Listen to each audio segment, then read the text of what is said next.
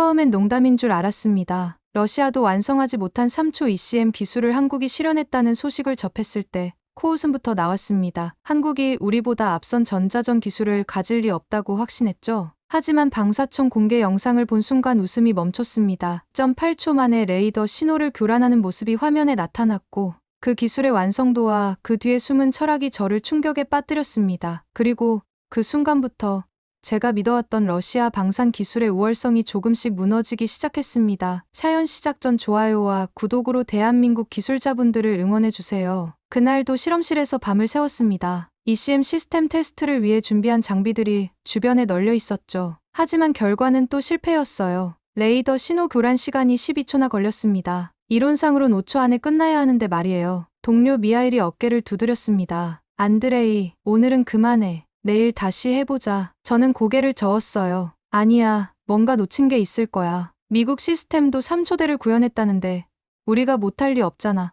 그런데 미하일이 웃더군요. 미국, 그건 그렇다 치고 중국 것도 봤니? 얘들도 요즘 꽤 하던데. 호기심이 생겼습니다. 저는 컴퓨터를 켜고 최신 전자전 기술 동향을 검색하기 시작했어요. 미국의 최신 ECM 시스템, 중국의 신형 제밍 장비까지 하나씩 분석했죠. 그러다가 한 기사가 눈에 들어왔습니다. 한국 방사청, 신형 ECM 시스템 3초 내 교란 성공. 저는 화면을 다시 봤어요. 한국이라고 분명히 써 있었습니다. 처음엔 오타인 줄 알았죠. 한국이 전자전 분야에서 뭘 할 수 있겠어요? 러시아도 못하는 걸 말이에요. 미하일, 이것 좀 봐. 한국에서 ECM 시스템을 3초 만에 구현했다는데 미하일이 웃으며 말했습니다. 한국, 그럼 우리는 뭐가 되는 거야? 핸드폰이나 잘 만드는 나라 아니었나? 저도 웃었어요. 하지만 궁금했습니다. 기사를 자세히 읽어보니 한국 방사청에서 공개한 시연 영상이 있다고 했어요. 저는 그 영상을 찾아 재생했습니다. 영상이 시작되자 한국의 젊은 연구원이 나타났어요. 그는 차분한 목소리로 설명했습니다. 저희 K넷 시스템은 실전 환경에서의 신속한 대응을 목표로 개발되었습니다. 화면에 레이더 신호가 나타났죠. 그리고 정확히 2.8초 후 신호가 완전히 교란되었습니다. 저는 숨이 멎었어요. 이론이 아니라 실제 시연이었습니다. 이건 불가능해. 저는 중얼거렸어요. 하지만 영상은 계속되었습니다. 다양한 주파수 대역에서 같은 테스트를 반복했는데 모든 경우에서 3초 이내에 교란이 완료되었어요. 게다가 그들이 사용한 장비는 우리보다 훨씬 간단해 보였습니다. 영상 마지막에 한국 연구원이 말했습니다. 우리는 완벽한 실험실 환경이 아니라 실전에서 작동하는 시스템을 만들었습니다. 우리 하늘은 우리가 지켜야 하니까요. 저는 의자에 주저앉았어요. 지난 2년간 우리가 해온 모든 실험이 무의미하게 느껴졌습니다. 최첨단 장비와 완벽한 실험실 환경에서도 12초나 걸리는 시스템을 만들고 있었는데 한국은 실전 환경에서 3초를 구현했다니요. 미하일이 제 어깨를 봤습니다. 안드레이, 괜찮아? 저는 고개를 들었어요. 미하일아, 우리가 뭔가 근본적으로 잘못 생각하고 있는 것 같아. 그 순간 제 확신이 무너졌습니다. 러시아가 전자전 분야에서 세계 최고라고 믿어왔던 모든 것들이 흔들렸어요. 한국이라는 나라가 우리보다 앞서 있다는 사실을 받아들이기 어려웠지만 그 영상은 부정할 수 없는 현실이었습니다. 다음 날 아침, 저는 부서장 페트로프 박사에게 보고서를 가져갔습니다. 한국의 ECM 기술에 대한 분석 자료와 함께요. 박사님, 한국에서 흥미로운 기술을 개발했습니다. 우리 프로젝트에 참고할 만한 점이 있어요. 페트로프 박사는 서류를 훑어 코웃음을 쳤습니다. 한국? 안드레이, 자네 서방 선전에 휘둘리는 거 아닌가? 한국이 우리보다 앞선 기술을 가질 리 없어. 하지만 박사님, 실제 시연 영상이 있습니다. 2.8초 만에 교란을 완료했어요. 그런 건 조작할 수 있는 거야. 서방은 언제나 우리를 견제하려고 이런 식으로 선전하지. 저는 답답했습니다. 하지만 더 이상 말할 수 없었어요. 페트로프 박사의 표정이 이미 결론을 내린 상태였으니까요. 실험실로 돌아와서 저는 우리 시스템의 문제점을 다시 살펴봤습니다. 장비는 충분했지만 뭔가 근본적인 문제가 있었어요. 신호 처리 알고리즘은 이론상 완벽했는데 실제로는 느렸습니다. 그때 깨달았어요. 우리는 완벽한 조건에서만 작동하는 시스템을 만들고 있었던 거예요. 실험실에서는 모든 변수를 통제할 수 있지만 실전에서는 그렇지 않죠. 며칠 후 예산회의가 있었습니다. 새로운 장비 구매 요청을 했지만 거절당했어요. 서방 제재 때문에 핵심 부품 수입이 어렵다는 이유였습니다. 그럼 우리가 직접 만들어야 하는 거 아닙니까? 제가 물었습니다. 시간과 예산이 너무 많이 들어. 기존 장비로 최대한 활용해보자. 저는 한숨을 쉬었어요. 한국은 어떻게 이런 문제를 해결했을까 궁금했습니다. 그들도 분명 비슷한 제약이 있었을 텐데요. 그날 밤 저는 혼자 한국의 ECM 기술을 더 자세히 조사했습니다. K넷 시스템의 기술 문서를 찾아 읽어봤어요. 놀랍게도 그들이 사용한 부품들은 특별한 게 아니었습니다. 오히려 우리보다 제약이 많아 보였어요. 하지만 차이점이 있었습니다. 그들은 완벽한 부품을 기다리지 않았어요. 기존 부품으로 최대한 효율적인 시스템을 만들었죠. 모듈화된 설계로 부품 교체도 쉽게 했고요. 미하일이 물었습니다. 안드레이, 요즘 한국 기술만 보고 있네. 왜 그렇게 관심이 많아? 미하일아, 그들이 뭔가 다른 접근법을 쓰고 있어. 우리는 완벽한 시스템을 만들려고 하는데 그들은 실용적인 시스템을 만들고 있어. 그게 뭐가 다른 건데? 저는 잠시 생각했습니다. 우리는 이론적으로 완벽한 걸 추구하는데 그들은 실제로 작동하는 걸 만들고 있어. 그 차이야. 그때부터 저는 확신했어요. 우리 시스템의 문제는 기술이 아니라 철학에 있었습니다. 완벽함을 추구하다가 실용성을 놓쳤던 거죠. 한국 연구원들의 마지막 말이 계속 머릿속에 맴돌았어요. 우리 하늘은 우리가 지켜야 하니까요. 2024년 봄, 모스크바에서 열린 국제 방산 전시회에 참가할 기회가 생겼습니다. 한국 기업들도 참여한다는 소식을 들었을 때 저는 설렜어요. 직접 그들의 기술을 볼 수 있는 기회였으니까요. 전시회장에 도착하자 각국의 첨단 무기 시스템들이 전시되어 있었습니다. 러시아, 미국, 유럽 업체들의 화려한 부스들 사이에서 한국 부스를 찾았어요. 생각보다 규모가 컸습니다. 한국 엘사 부스 앞에 서자 젊은 한국인 연구원이 다가왔습니다. 이름표를 보니 김민준이라고 되어 있었어요. 안녕하세요. 저희 시스템에 관심 있으신가요? 김민준의 영어는 유창했습니다. 저는 러시아어로 답했지만 그는 이해하지 못했어요. 그래서 영어로 바꿨습니다. 네, 전자전 시스템을 연구하고 있습니다. 특히 ECM 기술에 관심이 많아요. 김민준의 눈이 반짝였습니다. 아, 그럼 저희 K넷 시스템을 보여드릴게요. 그는 전시된 장비 앞으로 저를 안내했어요. 생각보다 작고 간단한 구조였습니다. 복잡한 러시아 시스템과는 정반대였죠. 이게 3초 만에 교란을 완료하는 시스템인가요? 네, 맞습니다. 실제로는 2.8초 정도 걸려요. 하지만 실전 환경에서는 3초를 기준으로 해요. 저는 호기심이 생겼습니다. 실전 환경이라고 하면? 김민준이 웃었어요. 저희는 무반영실 같은 완벽한 환경에서 테스트하지 않아요. 실제 야외에서 날씨 변화도 있고 전자기 간섭도 있는 상황에서 테스트해요. 그럼 정확도가 떨어지지 않나요? 처음에는 그랬어요. 하지만 실전에서 쓸 수 없는 완벽한 시스템보다는 실전에서 확실히 작동하는 시스템이 더 중요하다고 생각했어요. 저는 놀랐습니다. 우리와 완전히 다른 접근법이었어요. 우리는 완벽한 실험실 환경에서 완벽한 결과를 추구했는데 그들은 불완전한 환경에서 확실한 결과를 만들고 있었던 거죠. 그런 철학은 어떻게 나온 건가요? 김민준이 잠시 생각하더니 말했습니다. 저희는 완벽보다 생존을 택했어요. 완벽한 시스템을 만들 시간이 없었거든요. 그 말이 저에게 큰 충격을 줬습니다. 생존이라는 단어가 마음에 꽂혔어요. 우리는 기술의 완성도를 추구했지만 그들은 실제 위협에 대응하는 능력을 추구했던 거죠. 혹시 개발 과정에서 어려움은 없었나요? 많았죠. 예산도 부족했고 고급 장비도 없었어요. 하지만 그래서 더 창의적으로 접근할 수 있었던 것 같아요. 김민준이 시스템의 내부를 보여줬습니다. 정말 간단한 구조였어요. 하지만 각 모듈이 효율적으로 연결되어 있었습니다. 이 모듈들은 어떻게 설계한 거죠? 실패를 통해서요. 처음에는 복잡하게 만들었는데 자꾸 문제가 생겼어요. 그래서 하나씩 단순화했죠. 결국 이렇게 됐어요. 저는 감탄했습니다. 우리는 처음부터 완벽한 시스템을 만들려고 했는데 그들은 실패를 통해 배우면서 진화시켰던 거예요. 마지막으로 하나만 물어봐도 될까요? 이 시스템을 만들 때 가장 중요하게 생각한 게 뭔가요? 김민준이 진지한 표정으로 답했습니다. 우리를 지키는 거예요. 기술 자체가 목적이 아니라 우리나라와 우리 사람들을 지키는 게 목적이었어요. 전시회를 떠나면서 저는 많은 것을 생각했습니다. 한국 연구원들의 철학이 우리와 근본적으로 달랐습니다. 우리는 기술의 우수성을 증명하려 했지만 그들은 실제 위협에 대응하려 했던 거죠. 모스크바로 돌아온 저는 한국에서 본 것들을 정리해서 제안서를 작성했습니다. 우리 ECM 시스템의 문제점과 개선 방안을 담은 보고서였어요. 페트로프 박사의 사무실에서 발표를 했습니다. 연구소 간부들이 모여 있었죠. 한국의 접근법을 보면 실전 환경에서의 안정성을 최우선으로 합니다. 우리도 이런 방향으로 개발해야 한다고 생각해요. 페트로프 박사가 인상을 찌푸렸습니다. 안드레이, 자네 한국에 가서 완전히 세뇌당했군. 한국이 우리보다 앞서 있다는 게 말이 되나? 박사님, 기술 수준의 문제가 아니라 접근 방식의 차이입니다. 접근 방식, 다른 간부가 끼어들었어요. 러시아 방산 기술은 세계 최고야. 한국 같은 나라에서 배울 게 뭐가 있어? 저는 답답했습니다. 하지만 포기하지 않았어요. 그럼 우리 시스템이 왜 12초나 걸리는지 설명해 주세요. 이론상으로는 5초면 되는데 말이에요. 회의실이 조용해졌습니다. 아무도 답하지 않았어요. 페트로프 박사가 말했습니다. 그건 장비 문제야. 제재 때문에 좋은 부품을 못 구하고 있잖아. 한국도 우리와 비슷한 제약이 있었을 텐데요. 그건 다른 문제야. 어쨌든 우리는 러시아식으로 해야 해.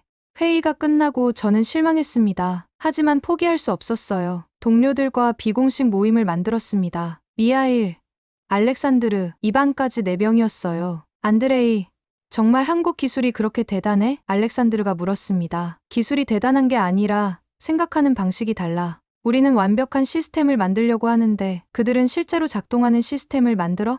이반이 고개를 끄덕였어요. 그래서 우리 시스템이 실험실에서는 잘 되는데 실전에서는 문제가 생기는 거구나. 저희는 주말마다 모여서 한국 자료를 분석했습니다. 공개된 기술 문서들을 번역하고 영상을 반복해서 봤어요. 그럴수록 그들의 철학이 명확해졌습니다. 이걸 봐. 제가 한국 연구원의 인터뷰를 보여줬어요. 그는 이렇게 말했어. 우리는 완벽한 기술보다 생존할 수 있는 기술을 만든다고.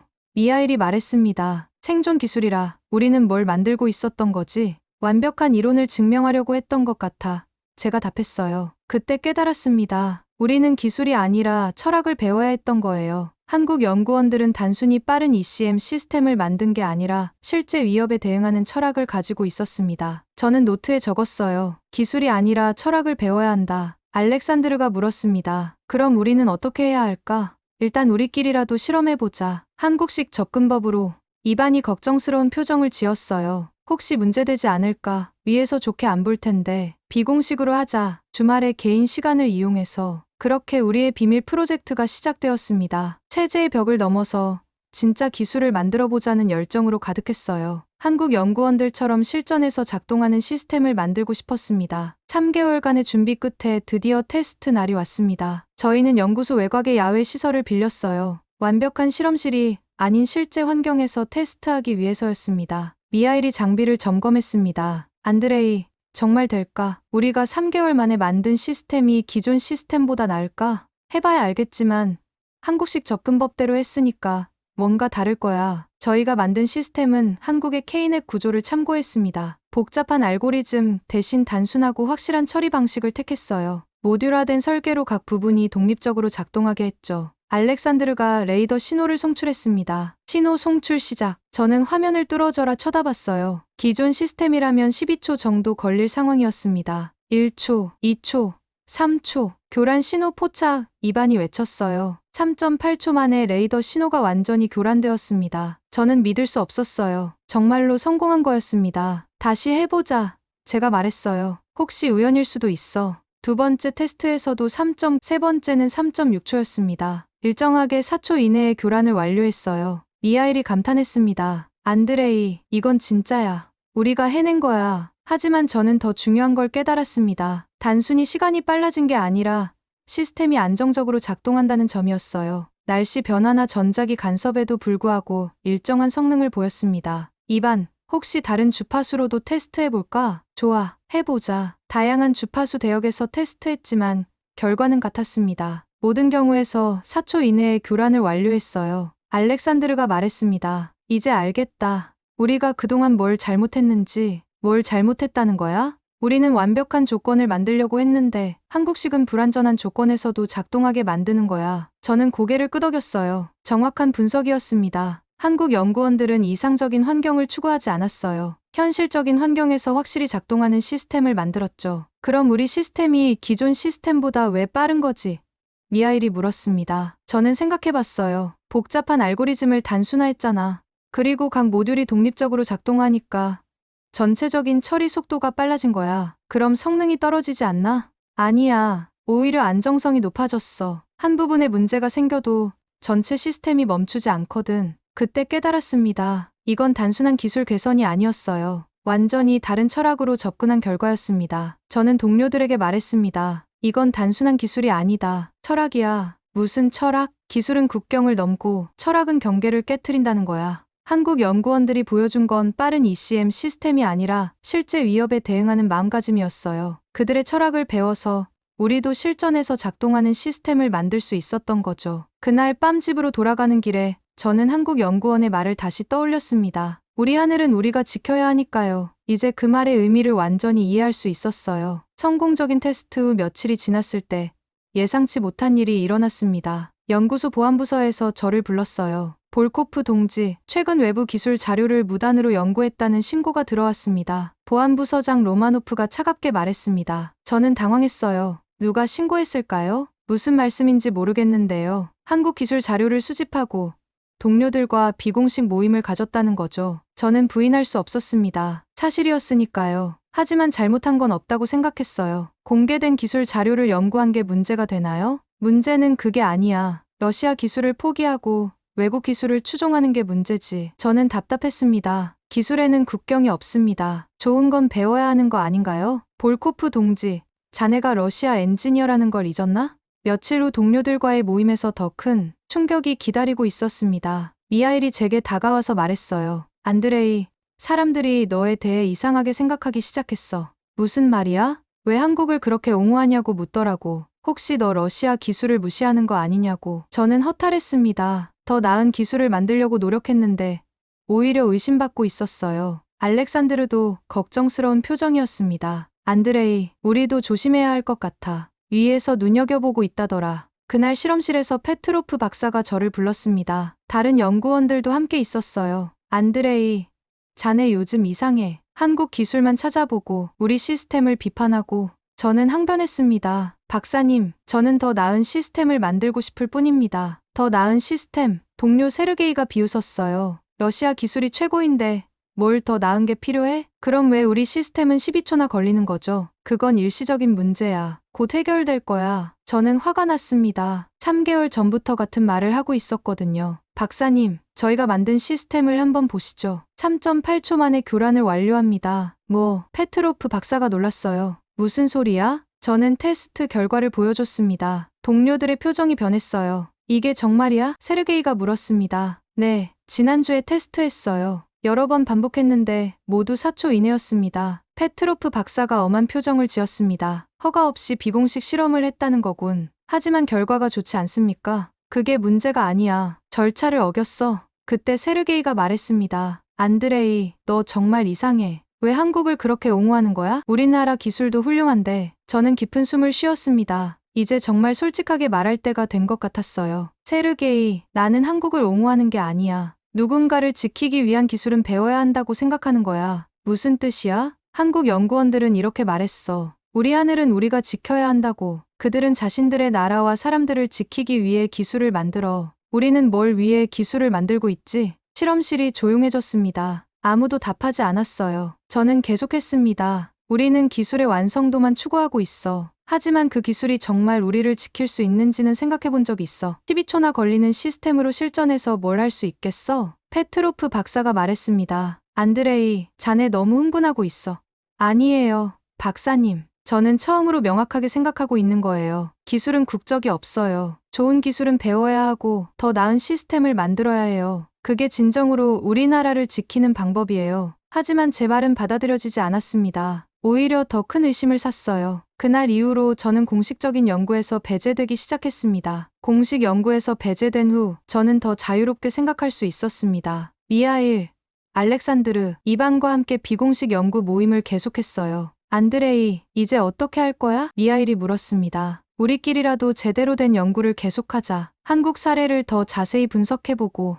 저희는 주말마다 모여서 한국의 ECM 기술뿐만 아니라 전체적인 방산 철학을 공부했습니다. 놀라운 점들을 발견했어요. 이걸 봐. 제가 한국 방산업체의 인터뷰를 보여줬어요. 그들은 완벽한 시스템보다 실용적인 시스템을 추구한다고 해.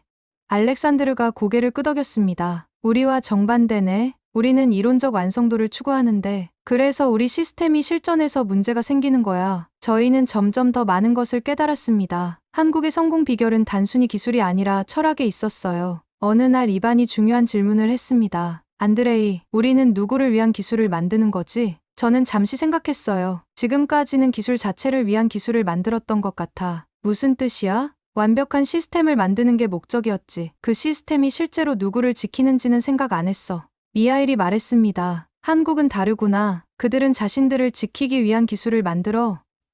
그래서 그들의 시스템이 실전에서 작동하는 거야. 저는 한국 연구원과의 대화를 다시 떠올렸습니다. 우리는 완벽보다 생존을 그 말이 이제 완전히 이해되었어요. 그날 저녁 집에서 저는 한국 기술자의 인터뷰를 다시 봤습니다. 우리 하늘은 우리가 지켜야 합니다. 이 문장을 종이에 적었어요. 한글로도 적어보고 싶어서 번역기를 썼습니다. 며칠 후 연구 모임에서 저는 동료들에게 제안했습니다. 우리도 이제 질문을 바꿔보자. 무슨 질문? 어떻게 완벽한 시스템을 만들까가 아니라 어떻게 우리를 지킬 수 있는 시스템을 만들까로. 알렉산드르가 웃었어요. 그럼 답이 달라지겠네. 당연하지. 완벽함을 추구하면 시간이 오래 걸려. 하지만 실용성을 추구하면 빨리 만들 수 있어. 이반이 말했습니다. 그럼 우리가 지금까지 잘못 생각하고 있었던 거네. 잘못이라기보다는 우선순위가 틀렸던 거야. 저희는 새로운 프로젝트를 시작했습니다. 완벽한 ECM 시스템이 아니라 실전에서 확실히 작동하는 시스템을 만드는 거였어요. 연구를 진행하면서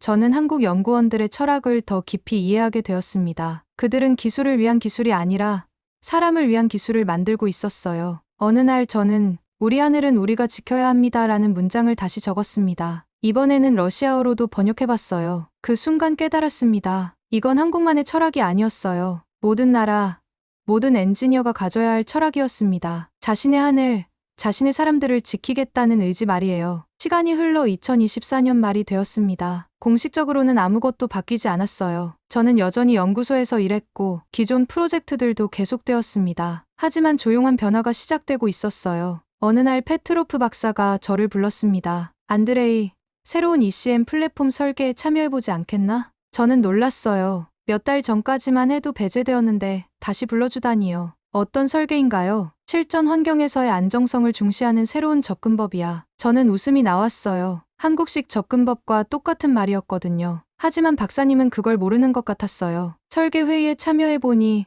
흥미로운 변화들이 있었습니다. 복잡한 알고리즘보다는 단순하고 확실한 방법을 선호하기 시작했어요. 모듈화된 설계도 도입되었고요. 미하일이 속삭였습니다. 안드레이, 이거 우리가 만든 시스템이랑 비슷한데? 응, 결국 같은 결론에 도달한 거야. 하지만 아무도 한국을 언급하지 않았어요. 마치 자연스럽게 발견한 것처럼 진행되었습니다. 몇 주 후 젊은 연구원들이 저에게 질문을 하기 시작했습니다. 선배님, 실전 환경 테스트는 어떻게 하는 게 좋을까요? 왜 완벽한 실험실보다 야외 테스트가 중요한 거죠? 저는 이런 질문들이 반가웠어요. 젊은 연구원들은 기존 방식에 의문을 갖기 시작했던 거죠. 실전에서 작동하지 않는 완벽한 시스템보다는 실전에서 확실히 작동하는 불완전한 시스템이 더 가치 있어.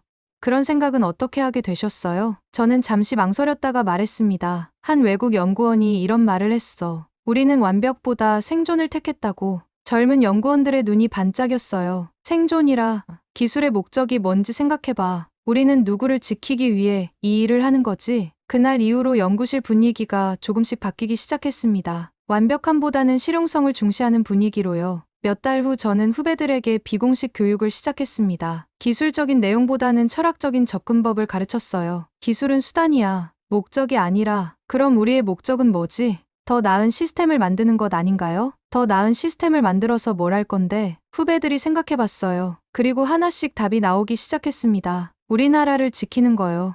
우리 가족을 보호하는 거요.